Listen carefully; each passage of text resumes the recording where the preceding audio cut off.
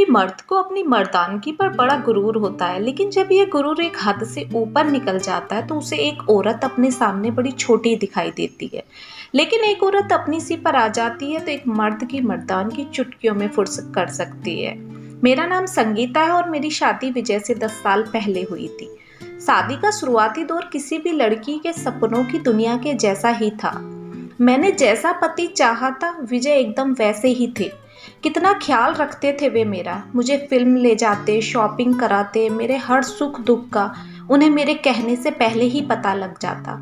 और तो और विजय मेरे लिए अपनी माँ से भी लड़ जाते थे। मेरे लिए उन्होंने टाइम से पहले ही काम वाली का इंतजाम कर दिया था।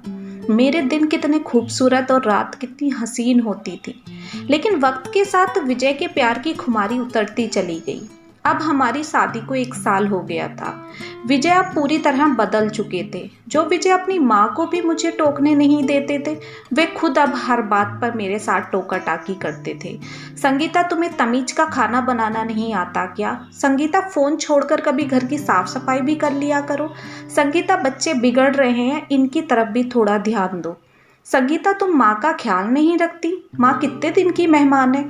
हर वक्त घर में यही राग चलता रहता। मेरे और विजय के बीच दिन में जाने कितनी बार बहस हो जाती और दिन में मैं 2-3 बार रो लिया करती। एक दिन मेरे सब्र का बांध टूट गया और मैंने साफ लफ्जों में कह दिया, मेरे साथ हर वक्त टोका टाकी नहीं चलेगी। मैंने मानो विजय के आत्मसम्मान को ठेस पहुंचा दी हो।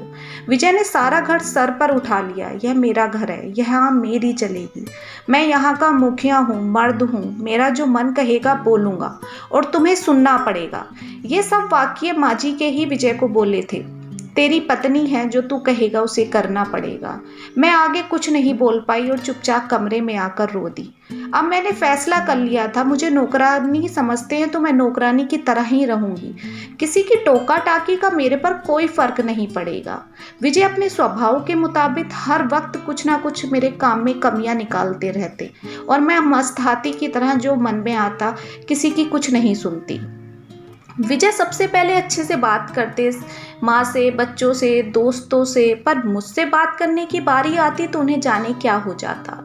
एक दिन विजय ने अपने 2 दोस्तों को घर पर खाने पर बुलाया। मैंने तरह तरह के व्यंजन बनाए, बहुत सारी तैयारियां करी अच्छे से, लेकिन विजय को वह भी पसंद नहीं आया। उन्होंने अपने दोस्तों के आगे ही मेरे पर चिल्लाना शुरू कर दिया। दही कहाँ है, लाई क्यों नहीं, ये प्लेट कैसे रखी है, ये लाओ वो लाओ। मैं भाग भाग कर उनका काम कर रही थी। वाह विजय, तूने तो अपनी पत्नी पर रौब जमा रखा है। ऐसे ही तो होते हैं असली मर्द।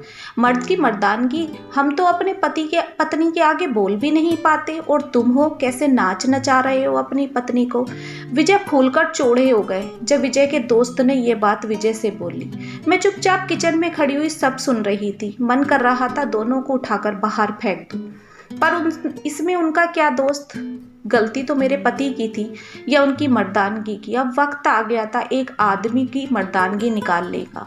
मैं हर रात अपनी साड़ी उतार कर नाइटी पहनती थी, लेकिन कपड़े बाथरूम में जाकर बदलती थी। आज की रात मैंने जानबूझकर साड़ी कमरे में उतारी। मेरे जिस्म पर बस 2 छोटे कपड़े ही रह गए थे। विजय ने मुंह पिचकाते हुए कहा, ये कोई जगह है कपड़े बदलने की? मैंने भी कह दिया, क्यों, तुम ही तो हो, कौन है यहाँ? बाथरूम में मुझे गर्मी लगती है। मुझे ऐसी हालत में देखकर विजय अपने आप पर काबू नहीं कर पाए और मुझे अपनी तरफ खींच लिया। हम दोनों कुछ मिनटों के लिए एक दूसरे के आगोश में समा गए। विजय पसीने में तर होकर एक तरफ गिर गए। मैंने मुंह पिचकाते हुए बोला, क्या विजय, तुम कुछ क्यों नहीं कर पा रहे हो? कितने नीम हकीम है, दवाई क्यों नहीं लेते हो? क्यों, क्या हुआ? विजय का मुंह जरा सा हो गया। मैंने उनकी मर्दानगी का इलाज कर दिया था। अब विजय मुझे जरा ऊंची आवाज में बात भी नहीं कर पाते थे, या ये कहो मुझसे नजरें मिलाते उन्हें शर्म आती थी और चोरी छिपे नीम हकीम के नुस्खे जो पढ़ते थे।